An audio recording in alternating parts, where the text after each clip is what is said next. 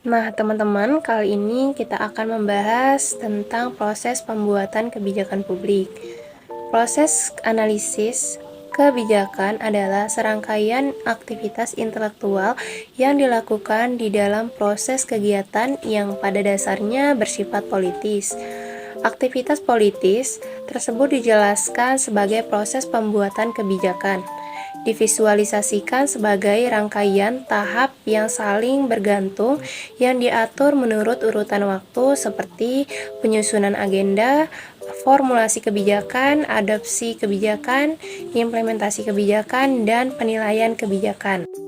Analisis kebijakan dilakukan untuk menciptakan secara kritis dan menilai mengkomunikasikan pengetahuan yang relevan dengan kebijakan dalam satu atau lebih tahap proses pembuatan kebijakan. Aplikasi prosedur dapat membuahkan pengetahuan yang relevan dengan kebijakan yang secara tidak langsung mempengaruhi asumsi, keputusan, dan aksi dalam suatu tahap. Secara tidak langsung mempengaruhi kinerja tahap-tahap berikutnya. Oleh karena itu, tiap tahap saling terhubung dengan tahap yang lainnya. Nah, sekarang kita akan membahas tentang tahap-tahap dalam proses pembuatan kebijakan.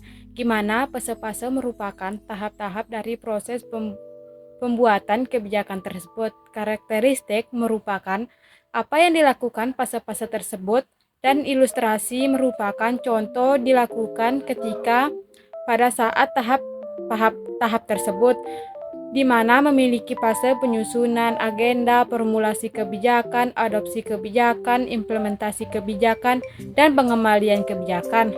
Nah, contohnya salah satunya adalah implementasi kebijakan, di mana kebijakan tersebut yaitu kebijakan yang telah diambil dan dilaksanakan oleh unit-unit administrasi yang memobilisasikan sumber daya finansial dan manusia.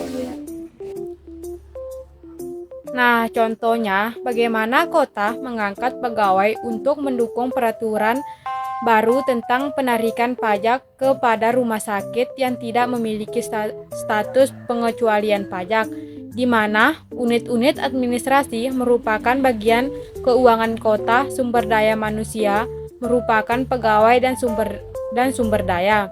Finansial merupakan pajak. Selanjutnya merupakan kedekatan prosedur analisis kebijakan dengan tipe-tipe pembuatan kebijakan yang dapat kita lihat sendiri dalam tabel, bahwa bagian kanan merupakan fase-fase dan bagian kiri merupakan prosedur atau tata cara dalam membuat tahap-tahap tersebut, dari mulai perumusan masalah sampai tata cara dalam pembuatan tahap-tahap tersebut, dari mulai perumusan masalah sampai penilaian dan kembali lagi ke perumusan masalah. Tahapan tersebut terus berlanjut loh.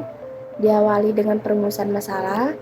Perumusan masalah dapat memasuk pengetahuan yang relevan, yang mempersoalkan asumsi, yang mendefinisikan masalah, dan memasuki proses pembuatan kebijakan melalui agenda atau agenda setting. Perumusan masalah dapat membantu menemukan asumsi-asumsi yang tersembunyi, mendiagnosis penyebab-penyebabnya, memetakan tujuan-tujuan yang memungkinkan, memadukan pandangan-pandangan yang bertentangan, dan merancang peluang-peluang kebijakan yang baru. Nah, tahap selanjutnya adalah peramalan yang dilakukan pada tahap formulasi kebijakan, di mana menyediakan pengetahuan yang relevan tentang masalah kebijakan yang akan terjadi di masa mendatang sebagai akibatnya diambilnya alternatif, termasuk tidak melakukan sesuatu. Peramalan dapat menguji masa depan yang fleksibel, potensial, dan secara normatif dan nilai, mengestimasi kebijakan yang ada atau diusulkan, mengenai kendala-kendala yang memungkinkan jadi dalam mencapai tujuan, dan mengestimasi kelayanan politik dari berbagai pilihan.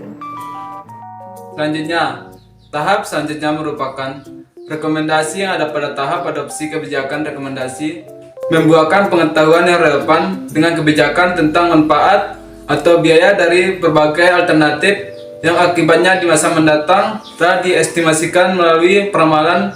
Rekomendasi juga membantu menginspirasi tingkat risiko dan ketidakpastian, mengenali eksternalitas dan akibat janda, menentukan kriteria dan pembuatan pilihan, menentukan pertanggungjawaban administratif bagi implementasi kebijakan, dilanjut dengan tahap pemantauan yang ada pada tahap implementasi kebijakan. Pemantauan menyediakan pengetahuan yang relevan tentang akibat dari kebijakan yang diambil sebelumnya. Pemantauan melalui nilai tingkat kepatuhan. Terima kasih. Selanjutnya, menentukan akibat-akibat yang tidak diinginkan dari kebijakan dan program, mengidentifikasi hambatan dan rintangan implementasi, dan menentukan letak pihak-pihak yang bertanggung jawab pada setiap tahap kebijakan. Tahap terakhir merupakan evaluasi yang pada proses pembuatan kebijakan terlalu asik membuahkan pengetahuan yang relevan tentang ketidaksesuaian antara kinerja kebijakan yang diharapkan dengan yang benar-benar dihasilkan. Evaluasi tidak hanya menghasilkan kesimpulan mengenai seberapa jauh masalah telah terselesaikan, tetapi juga menyumbang pada klarifikasi dan kritik terhadap nilai-nilai yang mendasari kebijakan dalam penyesuaian dan perumusan kembali masalah. Mantan Senator Amerika Serikat Elizabeth Dole pernah berkata, "The best public policy is made when you are going to be impact." Ya, artinya kebijakan publik terbaik dibuat saat Anda mendengarkan orang-orang yang akan terkena dampaknya.